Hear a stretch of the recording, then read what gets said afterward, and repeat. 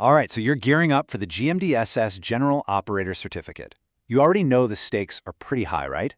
This isn't just any old test. It's a huge step for your career at sea. So think of this as your personal 5-minute study guide.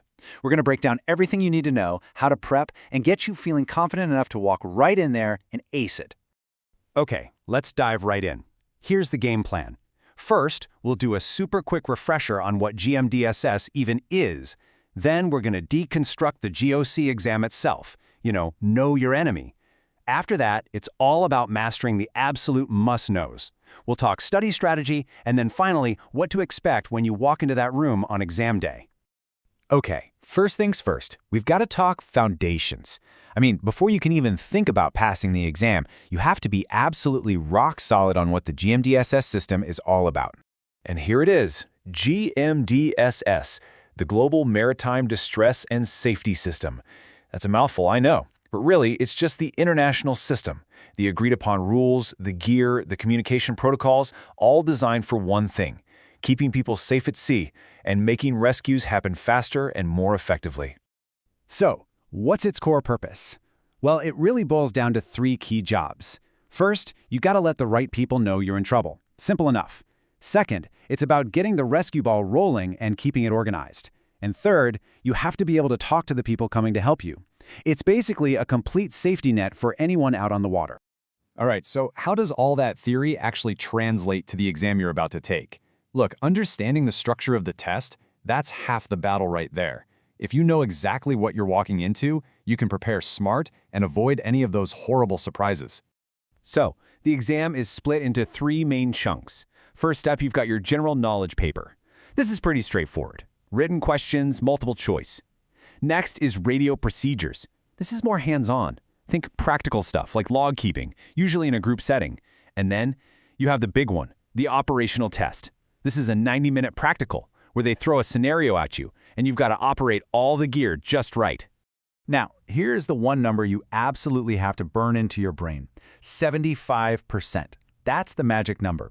And you have to get 75% in each of those 3 sections. There's no averaging it out. If you get a 74 in one part, that's it. You fail the whole thing.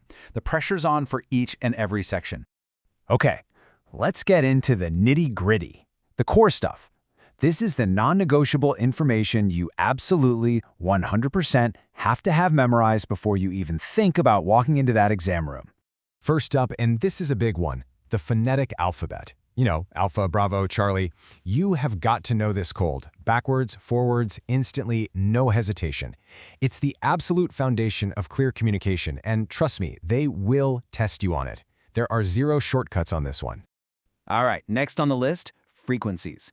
These are the critical numbers you just have to memorize. And it's really important you know the difference between DSC, that's digital selective calling, for the automated alerts, and the radio telephony frequencies, which are for your voice. See the ones listed? Yeah, the official materials pretty much scream at you that these must be committed to memory. So, do it.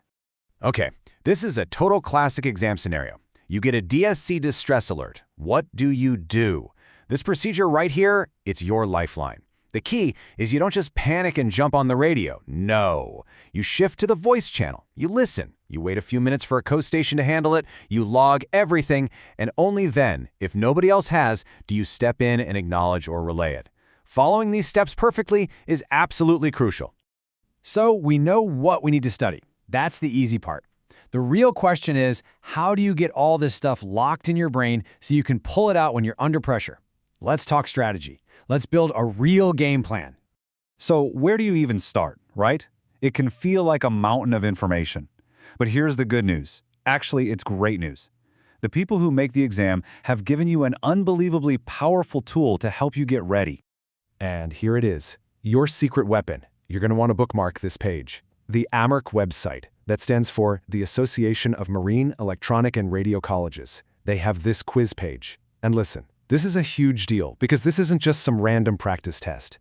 It uses questions from the actual, real-deal bank of questions they use for the general knowledge paper. You see where I'm going with this?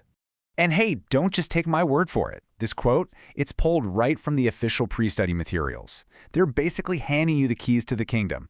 They're saying if you just put in the effort on that quiz, there's no reason you can't get a perfect score on the real exam. It is, without a doubt, the single best thing you can do to prepare for that section. Okay, let's fast forward a bit. You've studied your butt off, you're prepared, it's exam day. Just knowing the simple rules of the room can make a huge difference in keeping those nerves down, so you can just focus on what you know. So here are the rules of engagement. They're non-negotiable. Get there a little early. Use a pen, not a pencil.